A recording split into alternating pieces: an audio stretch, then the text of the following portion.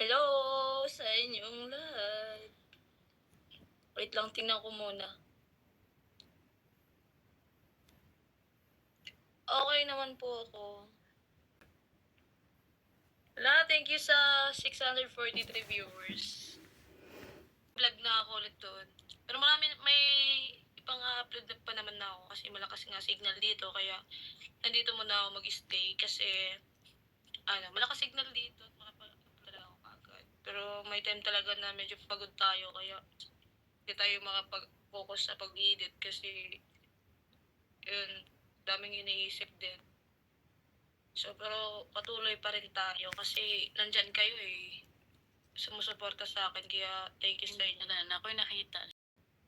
Sobrang thank you sa inyong lahat kasi nandito pa rin kayo. Pag-uwi natin sa bukid, mag-vlog tayo. At syempre, tayo dun kasi masaya ang babae. Kasi, yan na nga, dahil may tayong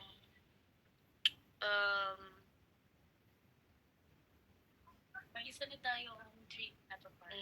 Yung dream ko talaga na yun ang pinakagusto ko at binigay na nga sa akin. Kaya sobrang thank you dahil din yun sa inyo. Yun na rin. At yun, hindi pa naman totally yun, pero after the tayo. Sa atin na yun. Kaya thank you sa inyong lahat. Siyempre, kay Sir Paul. Kasi kung hindi dahil sa kanya, hindi wala naman ako dito ngayon. At dahil thank you sa inyo, lalo na kay Lord. Kaya sa mga sumusuporta at nambabash dyan, thank you.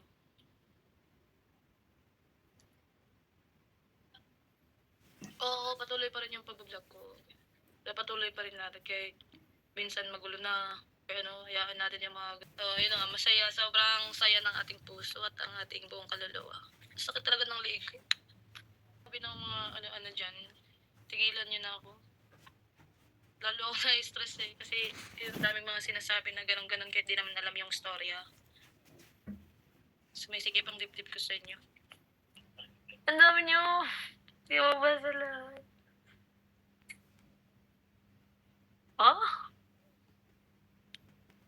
Kinikilig na naman ako sa mga comment nyo. Charis. Ayun yung iba eh. Excited din kayo eh. Ala, andun si